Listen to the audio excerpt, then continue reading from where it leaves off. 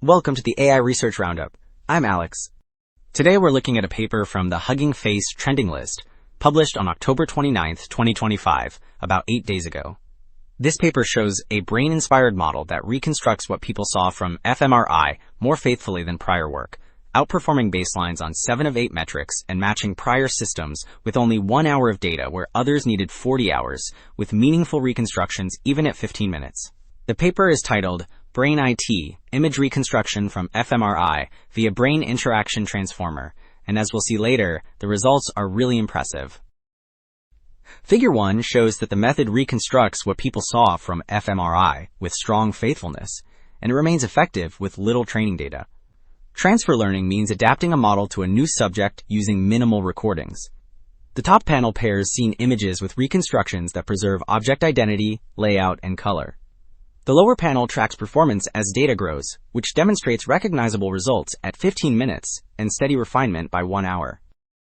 So, Figure 2 explains how the system turns fMRI into faithful images by splitting guidance into low-level structure and high-level semantics. The top pipeline predicts VGG features for layout and semantic tokens for content, which together steer diffusion. Voxel to cluster mapping groups similar voxels across subjects, so shared tokens capture common brain patterns. Deep image prior means optimizing an image so its VGG features match the predicted ones, giving a coarse starting canvas. Alright, Figure 3 shows a head-to-head comparison, where the new approach produces reconstructions that match the scene images more faithfully. The grids illustrate that objects keep the right identity and layout, which includes orientation and color. On the left block, details like traffic lights and fire hydrants stay consistent. On the right block, scenes such as riders and bedrooms remain recognizable and structurally correct, so both semantics and low-level structure are preserved. Alright, Figure 4 shows the architecture that turns fMRI voxels into localized image features so diffusion gets precise guidance. The top left panel describes the overall flow, where voxel to cluster mapping produces shared brain tokens that feed a cross-transformer to yield image tokens.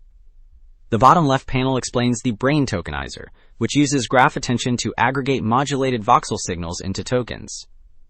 The right panel details the cross-transformer module, stacking self and cross-attention blocks, so brain tokens inform query tokens, before a projection outputs spatial image features. So, Figure 4 covered the modules. Table 1 now quantifies performance across low-level and high-level metrics.